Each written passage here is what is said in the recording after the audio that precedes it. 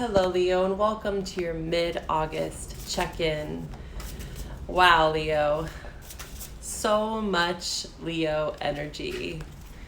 You must be feeling it, right? There's a fire, within you.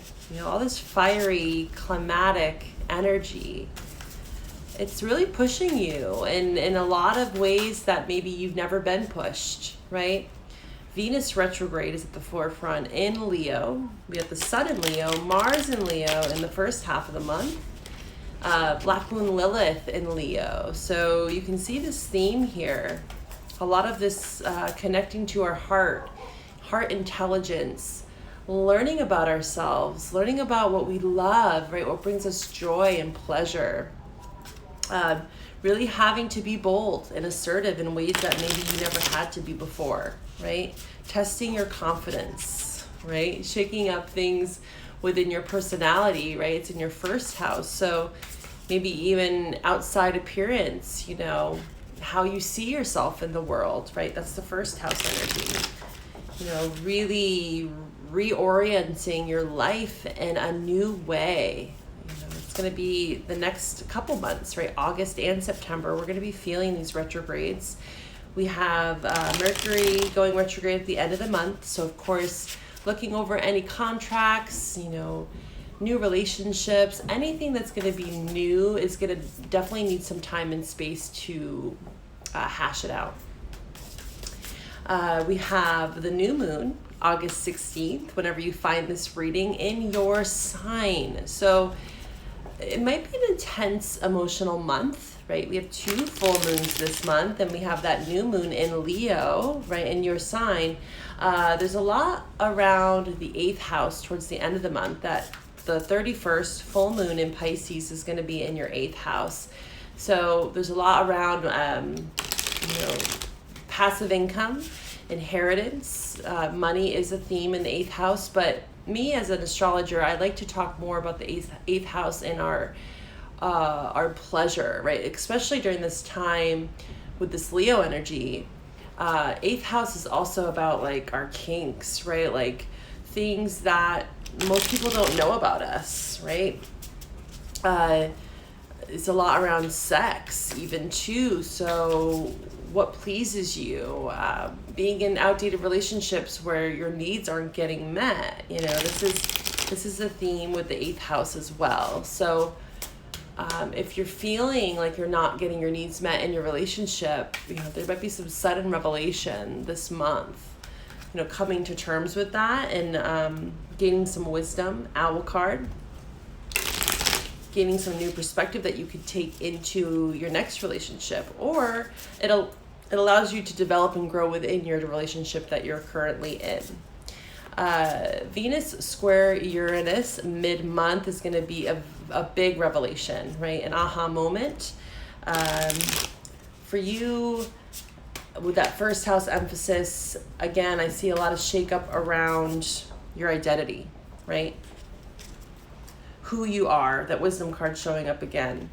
You're gaining a lot of wisdom this month, a lot of hard lessons, right? With wisdom, it comes a lot of trial and error, hard lessons, enjoyable moments, the good, the bad, the ugly, right? How else do you become wise if you don't go through it, right? Walking through the fire. All right, Leo. Let's see what animal oracle we have for the Leo collective. This is for Leo, Sun, Moon, Rising, and or Venus signs. Balance.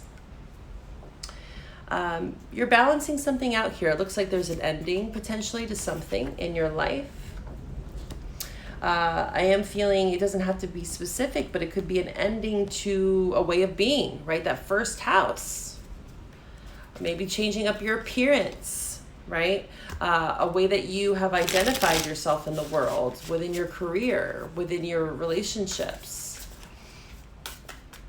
What else do we have for Leo? You're balancing something out. Mars is going to be moving out of your sign, so I feel like you can relax a little bit towards the end of the month. It's going to be in Libra, which is going to bring a lot of balance and harmony, especially with that full moon at the end of the month. I feel like towards the end of the month, There's going to be a lot of this more balanced energy. You know, the first half is pretty hot and heavy. But after that square to Uranus, I feel like after we have these epiphanies and these revelations and realizations, we come to terms with it towards the end of the month. We find a way to balance it out. Purification. Yes, you are going through a purification process this month. You're gaining more confidence. Right? When I think of confidence, I think of Leo. You're learning how to be adaptable, healing wounds. Yeah, maybe something has lowered your confidence, your self-esteem in some way, and you're balancing that out again. Yeah, King of Swords, some truth maybe from an air sign, Gemini, Libra, Aquarius. I also saw the Fool card in reverse. Again, I'm seeing the Fool with the Ace of Swords. There's a lot of revelations here, but it's in reverse, so I'm thinking maybe this might be unexpected, right? Unexpected revelations. Truth coming out. Truth coming to the surface, or it's needing to. That Fool card in reverse, again, not making foolish decisions, not being impulsive. Ooh, Queen of Air. Tons of air energy showing up for you in this reading. It's a lot around your truth. This is a lot around being discerning, being logical, being very assertive, straightforward with the Queen of Swords. Again, Gemini, Libra, Aquarius. In this card, though, the Queen of Swords looks a bit different than some other decks that I have. She's a bit more pensive, right? She's kind of looking at someone with a bit of like, what are you up to? You know, pensiveness, like being discerning, right? The Queen of Swords naturally does have her guard up. She's been through a lot, right? And we talked about that in the beginning, you know, with the Wisdom card. You know, with wisdom, you know, it can feel like a heavy cost to gain wisdom at times, right? Like the dark night of the soul, going through the thick of it, right? To get to that place where you gain that wisdom, right? That heart intelligence, Queen of Cups. You step out of this anxiety, this Eight of Swords. This is like a self-container that we put ourselves in. We get trapped in our head. And you're taking that wisdom that you've learned from the relationship and you're applying it into the rest of your life. What else do we have for Leo? Yeah, this is the Nine of Cups in reverse here. You know, you're having to focus more on yourself, right? When I see this in reverse, I see a level of... Sorry about that. I got cut off there, Leo. So maybe that's an important message, you know, codependent relationships, feeling like this need for someone, and then you're starting to gain the confidence again and putting yourself back front and center. Like, no, my needs matter. I need to prioritize myself. Maybe I've got knocked down, but I'm going to get back up again. I'm going to regain that confidence. I'm going to balance it out. You know, I'm going to get back on my throne. Mirroring each other. If this is a love message, which this is my love oracle, so that you could be mirroring with a partner of yours. There's a lot of wounds that are being reflected off one another, and it's taking you into this introspective place, right? This is also what she's it looks introspective. That's another good word for how she looks. Looking at someone and seeing the mirroring that's occurring within this dynamic, right? Let's pull from the wisdom of the oracle. With the mirror card, it does take a level of accountability as well.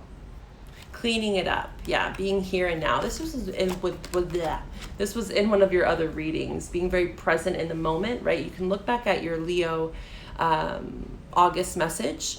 It has a lot of hidden gems in there that I think will be beneficial for you. We're going to take this over to Patreon for the extended love message. Please follow me over there if you're feeling guided to a love message. I'll see you later, Leo. Be well.